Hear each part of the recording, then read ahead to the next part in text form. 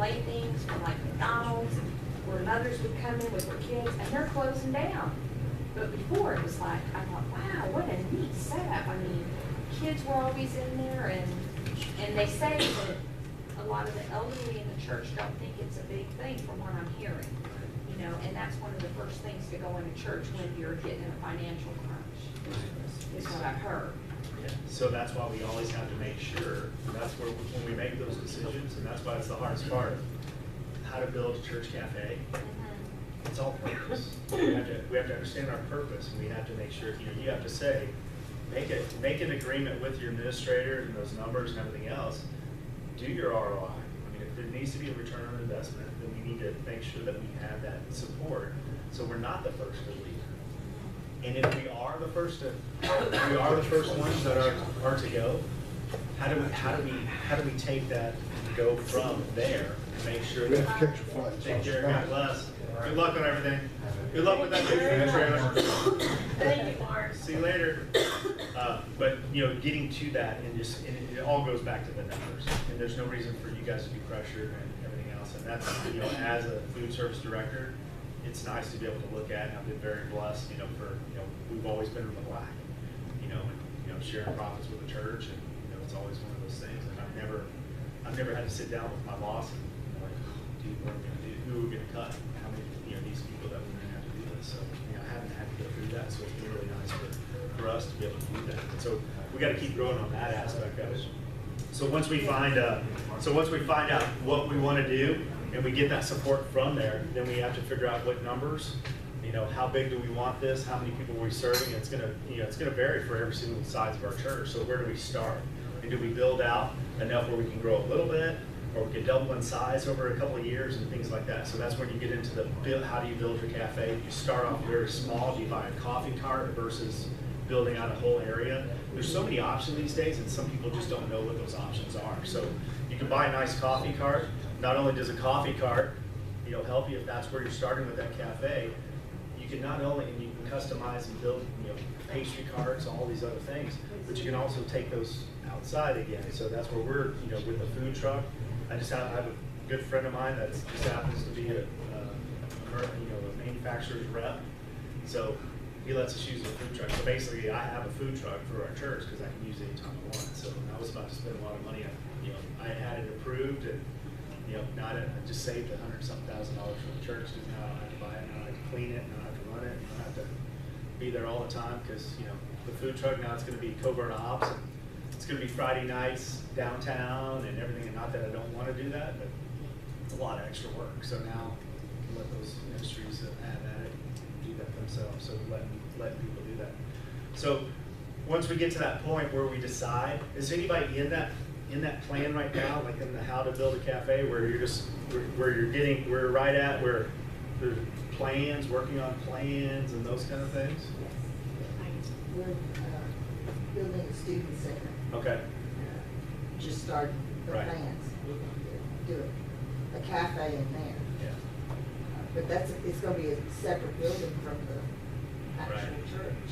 Yeah. So what's their idea right now? What are you guys thinking? Is anybody thinking at all? Is it in the plans? Just that we want one. Right. So have you determined a menu? Have you We ain't got that one. right. So student center, and this is what I always recommend, is like, okay, start with, who's gonna be buying the food? Students. Okay, not me looking at food costs, and not the pastor, not the administrator, everything else. Get the high school, and not the pastors, because they're gonna get what they want too, because usually your student pastors are students with a seminary degree. So poll, you got to poll it. You got to have. I mean, the only way you're going to survive is if you have what the kids want. If you don't have it, so you want to make sure that the parents know that the kids are going to get some not necessarily healthy, but they can get things that that they're going to like, that the parents don't mind paying for, because ultimately the parents are paying for it. So, and you always have to. That's why you have to offer those products that people are going to actually buy. So yeah, I mean, but that's. Yes, it is. I can do it. And you think about that. So paninis, anything that's up and coming right now, the Chipotle bar, made to order pizzas, you know, those little things right now are very popular. If you have those and you have the staff that can do those, and you know that you're gonna have the time, and the unfortunate thing about church, we're just like the Target Center or, you know, Excel Center or any of these, you know, sports arenas. We have like 15 minutes to serve, you know, a mass majority, and you can't do it. So you have to figure out a way in that student center that you can have stuff, you know, just like when you walk into the gas station. You know, people are there to fill up their car and they're like, oh, I'm hungry. It's ready. You got to think about that. So as you're developing your menu, is a student going to stand around and wait for 10 minutes to have something custom ordered? Probably not, because the kids just want to eat and go talk. Adults, they want to see, oh, did that guy wash his hands? Did, you know, okay, you know, I really like onions, but I don't want the one that was already made 15 minutes ago, so I'm just going to tell them I don't want onions, you know, like McDonald's, you know, factor. People want things made to order so they know that it's fresh. So you got to think about all those things. So when you're building, you know, and that was going to be my second point. After you figure out if you're going to spend any money on this, then you got to develop exactly what you think that you should be serving. But how do we know what we should be serving? Well, you go hang out with your, you know, your congregation. Go have lunch with some of the elders. Go have lunch with some of the pastors. Where are they going? Because they're going to be your biggest fans. So you want to make sure that that there's a way that you can develop a menu and have the kind of coffee drinks. If you just have plain coffee, who drinks plain coffee these days unless it's free? I mean, most people are going to go get, I don't know, I'll drink a latte, or, you know, most people want a foo-foo coffee drink. Up north, we sell a lot. You know, Caribou Coffee and Starbucks and all the other ones up there, Dunn Brothers. We call it Grace North, because the coffee shop that's just like a half mile from the church, I can walk in there at any time, and, you know, if I'm looking for something, one of the pastors, or I need something, I can just go over there, and I have a coffee shop. But you don't get anything done. If any of you guys have ever stayed on campus, can you actually have a meeting with somebody? Go, I don't mean to interrupt you, but, you know, it's like, yeah, you did.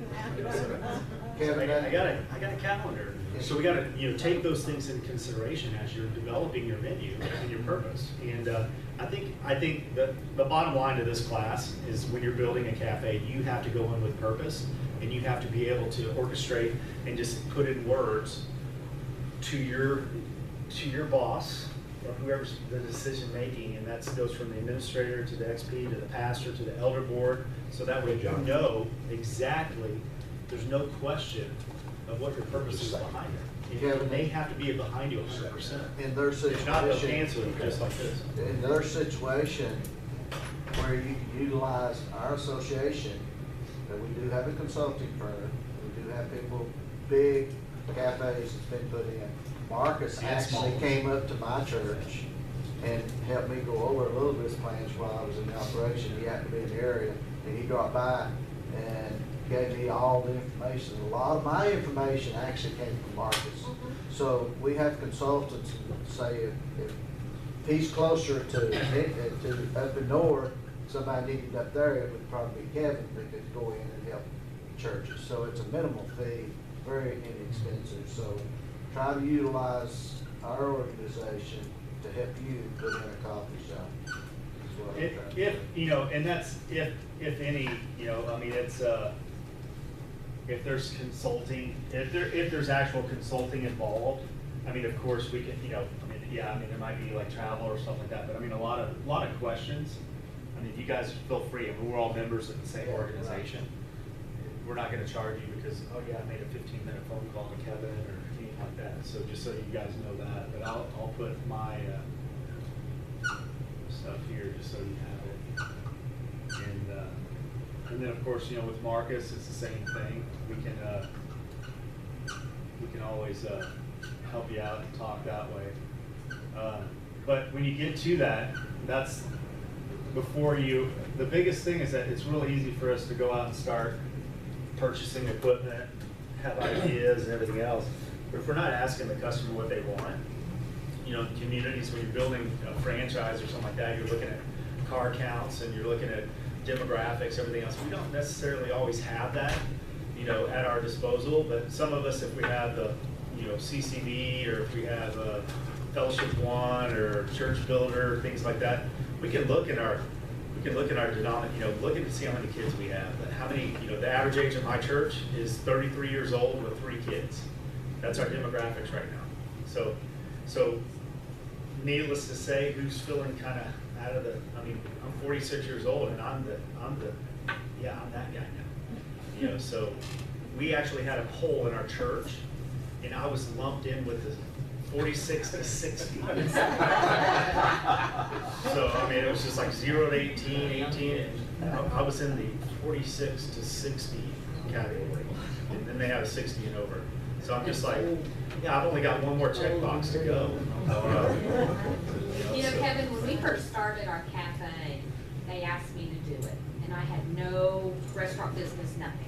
They just knew my organizational and my work ethic and everything.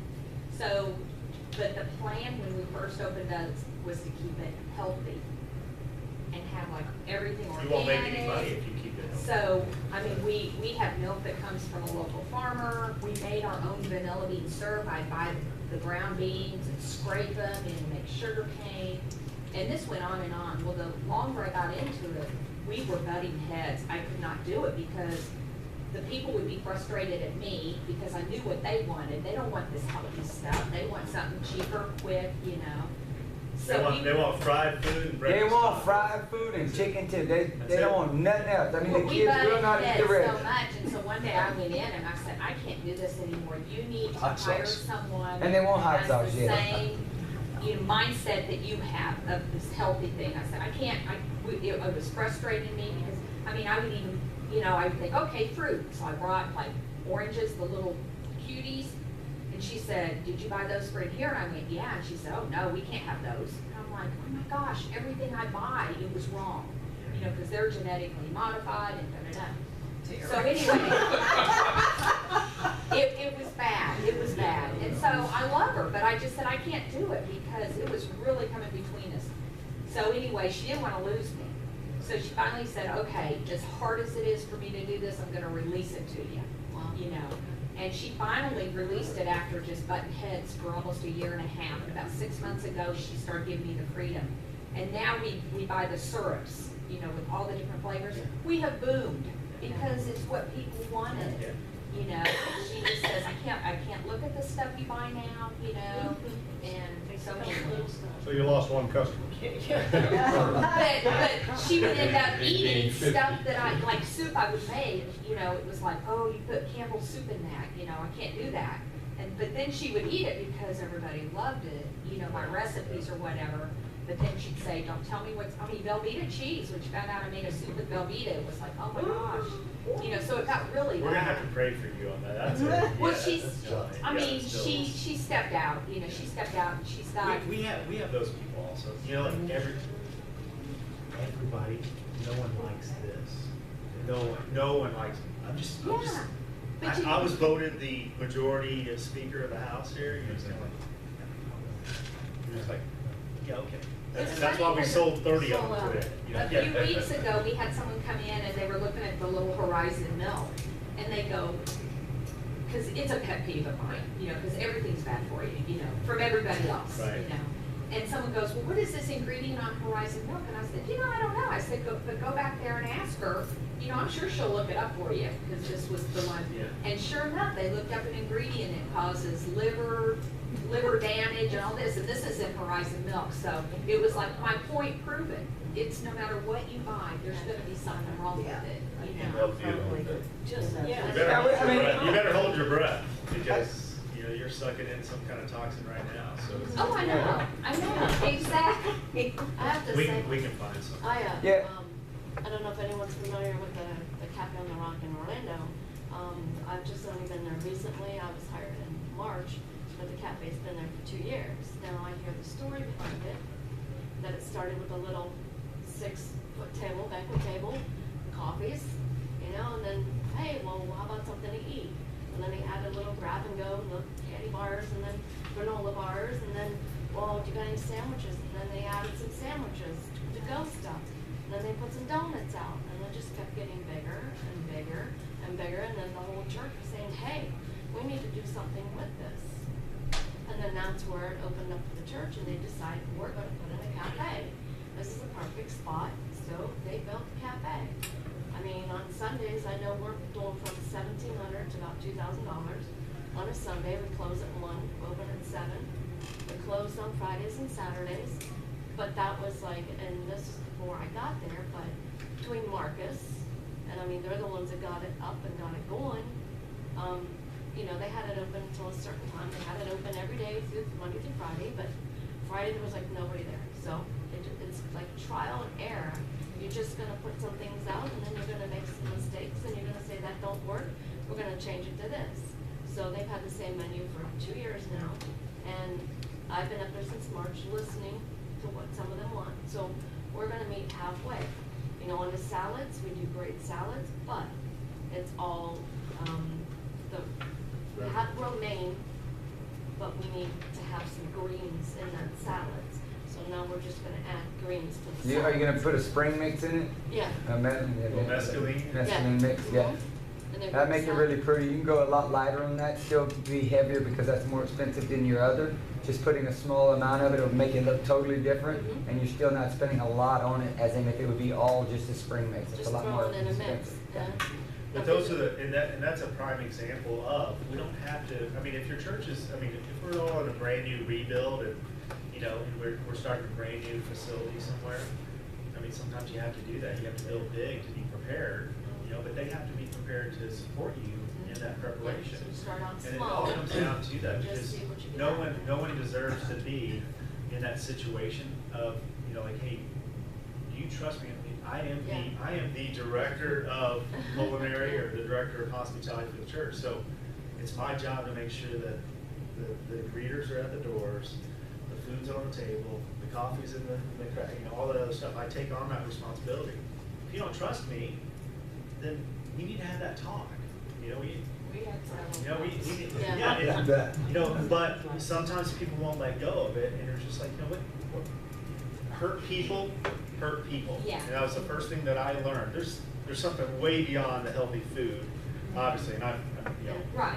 I've got And that's enough what my husband pastoral would say, experience. You know, it Of was course. just like, I just, you know. Yeah, I she's was having a bad ready day, to you're the step out. easy, yeah, you're that, you know, like, hey, Yeah. I'm gonna go beat up my food people because, you know, because, yeah, if I had to get rid of people, they'd be the first ones to go anyway. So, Well, you know, it was it's as a far as mentality. just everything I bought, I mean, even down to the oranges, you Yeah. know, it was like, you know. Man, she would have had some, she would have had some fresh squeezed orange juice. Yeah, we You know, had like, frappes yeah. with bluebell ice cream, so it's like. That, one of the questions I have, So- Yeah, because- we're in wow, this would be awesome, we've been thinking about it for a while, some people thought it was a good idea, and we may be in a building process, building a function hall. Perfect time to add a coffee shop, full coffee shop, we Right. have free coffee on Sunday mornings, it's very nice, but, do you that have a cafe as directors of your food service, do you also manage the cafe, the people, the food, the, you know, the menus, all of that? You just, all of you do all of that? Yeah, anything, well, and that's how our hierarchy is built, you know, so we take care of all that on our own. So any growth, any, you know, anything, but we're trying to be really careful with, and Marcus has had this problem also. There's like, you know, from the type, well, not Marcus, but Paul, you know, like even the type of carpet that was ordered, you know, like, you know, we were Yeah, joking on the about bottom carpet. floor, it's crazy. But when people don't, when they put us too far off in isolation, they put us over here, and yeah, you have to you make just all got these all this stuff you have decisions, to and do you have to that. do all this other stuff, and then they don't include facilities. So now I got ventilation and plumbing and all these other problems, and then you're looking at the ambiance, and then you're looking at all these other things. Typical church fashion. There was a committee for this part of it, but then the other committee was over here on this part of it, and then the final committee was over here, and never talked to this committee, never talked to this committee. So that's why we try to, and I know Marcus loves it when he gets final say, where he can go through and actually review all those things and look at it. Because a lot of times architects are paid to, I give you 1,800 square feet, and then I give you every piece of equipment that needs to go in there. Guess what they're gonna do? They're gonna make it fit. Yeah. It doesn't mean it's gonna work. Right. It doesn't mean it's gonna work. They're gonna make it fit. So that's what we have to be very due diligence, traveling to the cafes on the Rock or traveling down to Houston's First, looking at these different cafes and see how they operate. they look like they operate good, talk to the directors, talk to the people, and make Talk sure. to the like, staff, talk to if- the Yeah, volunteers. talk to everyone. They're the ones who know. Yeah, talk to, but talk to the customers also. Yeah. Just like, hey, if you could change anything in this, don't assume just because, the revenue